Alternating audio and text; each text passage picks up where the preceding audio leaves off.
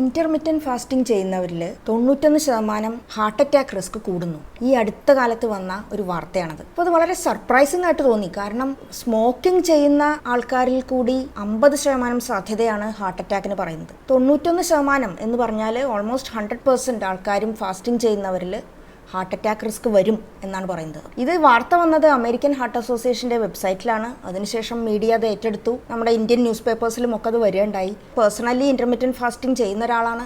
കൂടാതെ ഞാൻ അതിനെപ്പറ്റി വീഡിയോസും ചെയ്തിട്ടുണ്ട്, അതിൻ്റെ ബെനിഫിറ്റ്സിനെ പറ്റിയൊക്കെ. അപ്പോൾ സ്വാഭാവികമായിട്ടും അതിൻ്റെ യാഥാർത്ഥ്യം എന്താണ്, അതിൻ്റെ സത്യാവസ്ഥ എന്താണ് എന്നുള്ളതിനെക്കുറിച്ച് അറിയുന്നതിന് വേണ്ടി ഞാൻ കുറച്ച് റിസർച്ച് ചെയ്തു. അപ്പോൾ അതിൽ കണ്ടെത്തിയ ചില കാര്യങ്ങളാണ് ഞാൻ ഇന്ന് നിങ്ങളായിട്ട് ഷെയർ ചെയ്യുന്നത്. അതിനെപ്പറ്റിയാണ് ഇന്നത്തെ വീഡിയോ. ഇൻ്റർമിറ്റൻറ്റ് ഫാസ്റ്റിംഗ് എന്ന് പറഞ്ഞാൽ നമ്മൾ സാധാരണ കഴിക്കുന്ന ഭക്ഷണം, അതിൻ്റെ സമയം അതിനെ ചുരുക്കിക്കൊണ്ടുവരലാണ്. നമ്മളൊരു 8 മണിക്കൂറിൻ്റെ ഉള്ളിൽ ഭക്ഷണം കഴിച്ചു തീർക്കുക, അല്ലെങ്കിൽ ഒരു 10 മണിക്കൂർ മാക്സിമം. അപ്പോൾ അതിൽ വേണമെങ്കിൽ നമുക്ക് ലേറ്റായിട്ട് ബ്രേക്ക്ഫാസ്റ്റ് കഴിക്കാം, അല്ലെങ്കിൽ ബ്രേക്ക്ഫാസ്റ്റ് കംപ്ലീറ്റ് ആയിട്ട് സ്കിപ്പ് ചെയ്തിട്ട് ലഞ്ച് കഴിക്കുന്നവരുണ്ട്. ഇതും അല്ലെങ്കിൽ ഡിന്നർ സ്കിപ്പ് ചെയ്തിട്ട് അങ്ങനെ കഴിക്കുന്നവരുണ്ട്. ഭക്ഷണം കഴിക്കാതെ ഇരിക്കുന്ന സമയം ഏകദേശം ഒരു 16 മണിക്കൂർ, 14 തൊട്ട് 16 മണിക്കൂറോളം. ഇപ്പോൾ ഇൻ്റർമിറ്റൻറ്റ് ഫാസ്റ്റിംഗ് എന്നുള്ളത് ഇന്ന് ചെയ്യുന്നവർ ഒരുപാടുണ്ട്. അപ്പോൾ അതിൻ്റെ ബെനിഫിറ്റ്സും വളരെ അധികമുണ്ട്. ബ്ലഡ് ഷുഗർ ലെവൽ കുറയ്ക്കും, അതുകൊണ്ട് തന്നെ ഡയബറ്റിസ് കൺട്രോളിന് ഉപയോഗിക്കുന്നുണ്ട്. അതുമാത്രമല്ല ബ്ലഡ് പ്രഷർ കുറയ്ക്കുന്നുണ്ട്. ഇൻഫ്ലമേഷൻ അല്ലെങ്കിൽ നീർക്കെട്ട്, ഇൻഫ്ലമേറ്ററി മാർക്കേഴ്സിൻ്റെ അളവ് കുറയ്ക്കുന്നുണ്ട്. ഓവറോൾ മെൻ്റൽ ഹെൽത്തിനും വെൽബീയിങ്ങിനും ഒക്കെ ഇൻ്റർമിറ്റൻറ്റ് ഫാസ്റ്റിംഗ് സഹായകമാണ് എന്നുള്ളതിൻ്റെ ശാസ്ത്രീയമായിട്ടുള്ള ഒരുപാട് റിസർച്ച് ഉണ്ട്. അപ്പോൾ ഈ വാർത്തയുടെ സോഴ്സ് എന്നുള്ളത് ഒരു പോസ്റ്റർ പ്രസൻറ്റേഷനാണ്. ഒരു പോസ്റ്റർ പ്രസൻറ്റേഷൻ എന്ന് പറഞ്ഞാൽ അതൊരു പിയർ റിവ്യൂഡ് പബ്ലിക്കേഷൻ അല്ല. സയൻറ്റിഫിക് ആയിട്ട് നമ്മൾ എന്തെങ്കിലും കണ്ടുപിടിച്ച് കഴിഞ്ഞാൽ, ഒരു പുതിയൊരു റിസർച്ച് ഉണ്ടായിക്കഴിഞ്ഞാൽ നമ്മളത് പബ്ലിഷ് ചെയ്യും. പബ്ലിഷ് ചെയ്യണമെങ്കിൽ ഒരു പ്രൊസീജിയറുണ്ട്. അപ്പോൾ നിങ്ങൾ നേച്ചർ, സയൻസ് അങ്ങനെയൊക്കെയുള്ള ജേർണൽസിൻ്റെ പേരൊക്കെ കേട്ടിട്ടുണ്ടാകും. വളരെ വളരെ പ്രശസ്തമായിട്ടുള്ള പ്രസ്റ്റീജിയസ് ആയിട്ടുള്ള ജേർണൽസാണ് അതൊക്കെ. അതുകൂടാതെ മെഡിസിനൽ ഫീൽഡിലാണെങ്കിൽ ഫ്രോണ്ടിയേഴ്സ് ഓഫ് മെഡിസിൻ എന്ന് പറഞ്ഞിട്ടുള്ള ജേർണലുണ്ട്.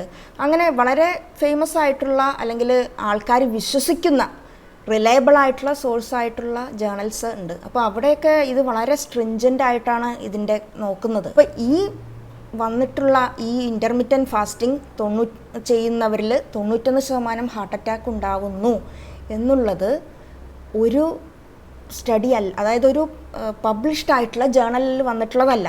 ഒരു സർവേ പോലെ ആൾക്കാരോട് ചോദിച്ച് അതിൽ നിന്ന് കിട്ടിയ വിവരം അനുസരിച്ചിട്ടാണ് അവരിത് ഉണ്ടാക്കിയിട്ടുള്ളതെന്നാണ് പറയുന്നത്.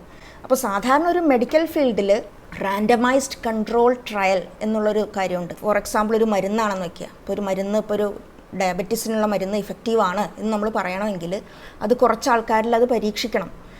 2 ഗ്രൂപ്പ് ഓഫ് ആൾക്കാരുണ്ടാവും. അത് ഒന്ന് കൺട്രോൾ ഗ്രൂപ്പ് എന്ന് പറയും, ഒന്ന് അതിൻ്റെ ടെസ്റ്റ് ചെയ്യുന്ന ഗ്രൂപ്പ് എന്നും പറയും.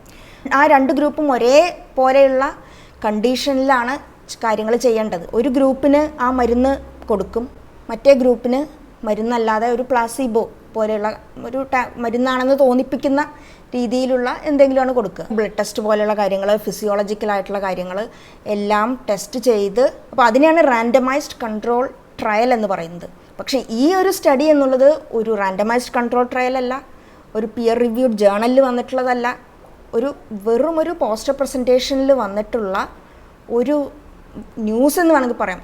അതിനെയാണ് ഈ അമേരിക്കൻ ഹാർട്ട് അസോസിയേഷൻ പോലെയുള്ള നാഷണൽ ബ്രോഡ്കാസ്റ്റിംഗ് കോർപ്പറേഷൻ പോലെയുള്ള വളരെയധികം ആൾക്കാർ കാണുന്ന മീഡിയ അത് ഏറ്റെടുത്തു. ഇന്ത്യയിലെയും പല പേപ്പറുകളിലും ന്യൂസ് ചാനൽസിലും ഒക്കെ ഇത് വന്നിട്ടുണ്ട്.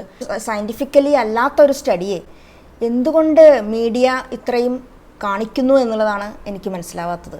ഇപ്പോൾ ഇതിൻ്റെ പിന്നിൽ പല ഉദ്ദേശങ്ങളും ഉണ്ട് എന്നുള്ളതാണ് നമുക്ക് മനസ്സിലാക്കേണ്ടത്. പിന്നെ വേറൊരു പ്രശ്നമുള്ളത് എന്താണെന്ന് വെച്ചാൽ 2003 തൊട്ടാണ് ഈ സ്റ്റഡി തുടങ്ങിയിട്ടുള്ളതെന്ന് പറയുന്നു. ആ സമയത്ത് ഇൻ്റർമിറ്റൻറ്റ് ഫാസ്റ്റിംഗ് എന്നുള്ള ഒരു പേര് പോലും കേട്ടിട്ടില്ല. അതായത് ഇതിൻ്റെ സയൻറ്റിഫിക് ആയിട്ടുള്ള സ്റ്റഡീസ് പബ്ലിക്കേഷൻസ് വരാൻ തുടങ്ങിയത് തന്നെ 2017 ശേഷമാണ്. 2017-18 ശേഷമാണ് ജാപ്പനീസ് സയൻറ്റിസ്റ്റായ യോഷിനോരോ ഒഷിമി എന്നുള്ള ഒരു ശാസ്ത്രജ്ഞന് ലൈഫ് സയൻസസിൽ നോബൽ പ്രൈസ് കിട്ടിയിരുന്നു. അതിൻ്റെ ബെനിഫിറ്റ്സ് ഇങ്ങനെയൊക്കെയാണ് എന്ന് മനസ്സിലാക്കിയതിന് ശേഷമാണ് കോമൺ ആയിട്ടുള്ള ആൾക്കാർ അതിനെ കൂടുതലായിട്ട് ചെയ്യാൻ തുടങ്ങി. നമുക്ക് തന്നെ അറിയാം, ഈവൻ 2020-ക്കും 2021-നും ഒക്കെ ശേഷമാണ് ഇൻ്റർമിറ്റൻറ്റ് ഫാസ്റ്റിങ്ങിനെ കുറിച്ച് വളരെയധികം ട്രെൻഡിങ് ആയി അത് യൂട്യൂബിലുമൊക്കെ നമുക്ക് നോക്കിയാൽ കാണാം വീഡിയോസും ഒക്കെ. 2003 ഇൻ്റർമീഡിയറ്റ് ഫാസ്റ്റിംഗ് അല്ലെങ്കിൽ ടൈം റെസ്ട്രിക്റ്റഡ് ഈറ്റിംഗ് എന്നുള്ള ഒരു കാര്യം തന്നെ ആരും കേട്ടിട്ടില്ല.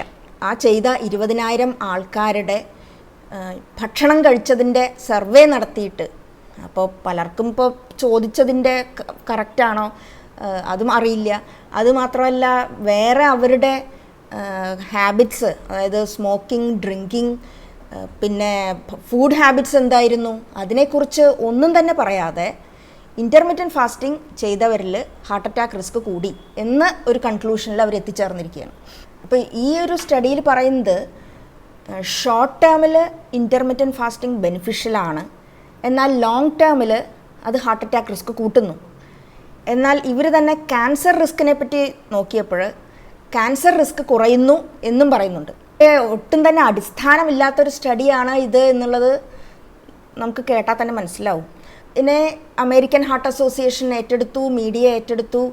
അപ്പോൾ ഇതിൻ്റെ പിന്നിൽ ഉള്ള ഒരു കൈകൾ ഏതൊക്കെയാണ് എന്നുള്ളത് നമുക്ക് ചിന്തിച്ചാൽ തന്നെ മനസ്സിലാവും.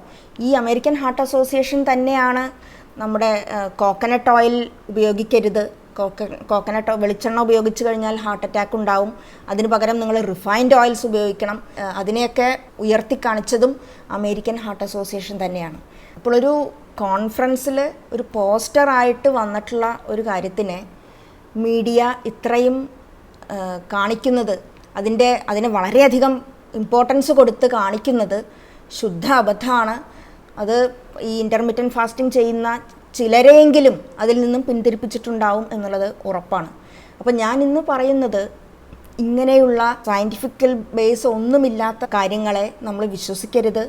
അത് മീഡിയ പറയുന്നതാണെങ്കിലും അത് ആര് പറയുന്നതാണെങ്കിലും. ഇൻ്റർമീഡിയറ്റ് ഫാസ്റ്റിംഗ് കൊണ്ട് ഹെൽത്ത് ബെനിഫിറ്റ്സ് ഉണ്ട് എന്നുള്ളത് പല പിയർ റിവ്യൂഡ് ജേണൽസിലും ശാസ്ത്രീയമായിട്ട് തെളിയിച്ചിട്ടുള്ള കാര്യമാണ്. അതിനെപ്പറ്റി ഒരുപാട് പേപ്പേഴ്സ് നിങ്ങൾക്ക് അവൈലബിൾ ആണ്. യാതൊരു ശാസ്ത്രീയ അടിസ്ഥാനവുമില്ലാത്ത കാര്യങ്ങളെ നമ്മൾ പാടെ തള്ളിക്കളയുക തന്നെ വേണം. ശാസ്ത്രീയമായിട്ടുള്ള അതിൻ്റെ സയൻറ്റിഫിക് ബേസ് ഉള്ളതിനെ മാത്രമേ നമ്മൾ വിശ്വസിക്കാവൂ എന്നുള്ളതാണ് എനിക്ക് പറയാനുള്ളത്. അതായത് നിങ്ങൾ ഇൻ്റർമീഡിയറ്റ് ഫാസ്റ്റിംഗ് ചെയ്യുന്ന ഒരാളാണെങ്കിൽ ഇങ്ങനെയുള്ള വാർത്തകൾ കണ്ടിട്ട് അത് ചെയ്യുന്നത് ഉപേക്ഷിക്കരുത് എന്നാണ് എനിക്ക് പറയാനുള്ളത്. കാരണം ഇൻ്റർമീഡിയറ്റ് ഫാസ്റ്റിങ്ങിന് ബെനിഫിറ്റ് ഉണ്ട് എന്നുള്ളത് സയൻറ്റിഫിക്കലി തെളിയിച്ചിട്ടുള്ളതാണ്. അത് വെയിറ്റ് കൺട്രോളിന് ബെനിഫിഷ്യലാണ്. നമ്മുടെ ഇൻസുലിൻ ലെവൽസ് കറക്റ്റായിട്ട് നിർത്തും, ബ്ലഡ് പ്രഷർ കുറയ്ക്കും, അതുപോലെ തന്നെ നമ്മുടെ ഇൻഫ്ലമേഷൻ കുറയ്ക്കും. ഇന്ന് പല ഡോക്ടേഴ്സും, നമ്മുടെ നാട്ടിൽ തന്നെ പല ഡോക്ടേഴ്സും ഇൻ്റർമീഡിയറ്റ് ഫാസ്റ്റിംഗ് ഒരു ചികിത്സാ രീതിയായിട്ട് പ്രിസ്ക്രൈബ് ചെയ്യുന്ന പോലും ഉണ്ട്. പക്ഷേ ഇങ്ങനെയുള്ള ചില കാര്യങ്ങൾ ചെറുതായിട്ടാണെങ്കിലും ചിലരെ അതിൽ നിന്ന് പിന്തിരിപ്പിച്ചാൽ ബെനിഫിറ്റ് കിട്ടുന്നത് ആർക്കാണെന്ന് നമുക്ക് ചിന്തിച്ചാൽ അറിയാവുന്നതാണല്ലോ. അപ്പോൾ നമ്മൾ തീർച്ചയായിട്ടും ഇങ്ങനെ ബോഗസ് ആയിട്ടുള്ള തെറ്റായിട്ടുള്ള സ്റ്റഡീസിനെ, അല്ലെങ്കിൽ സ്റ്റഡിയല്ല, വാർത്തകളെ തള്ളിക്കളയണം. പ്യുവറായിട്ടുള്ള കറക്റ്റായിട്ടുള്ള സയൻസിനെ നമ്മൾ സ്വീകരിക്കണം. അപ്പോൾ ഈ വീഡിയോ നിങ്ങൾക്ക് ഉപകരിക്കും, യൂസ്ഫുൾ ആവുമെന്ന് ഞാൻ വിശ്വസിക്കുന്നു. നിങ്ങൾ ഈ ചാനൽ ആദ്യമായിട്ടാണ് കാണുന്നതെങ്കിൽ സബ്സ്ക്രൈബ് ചെയ്യാൻ മറക്കരുത്. അതുപോലെ തന്നെ ഈ വീഡിയോ എല്ലാവർക്കും ഷെയർ ചെയ്യുക. പ്യുവറായിട്ടുള്ള സയൻസിനെ പ്രോത്സാഹിപ്പിക്കുക, തെറ്റായ വാർത്തകളെ തള്ളിക്കളയുക. അപ്പോൾ നമുക്ക് അടുത്തൊരു വീഡിയോയിൽ കാണാം. ബൈ.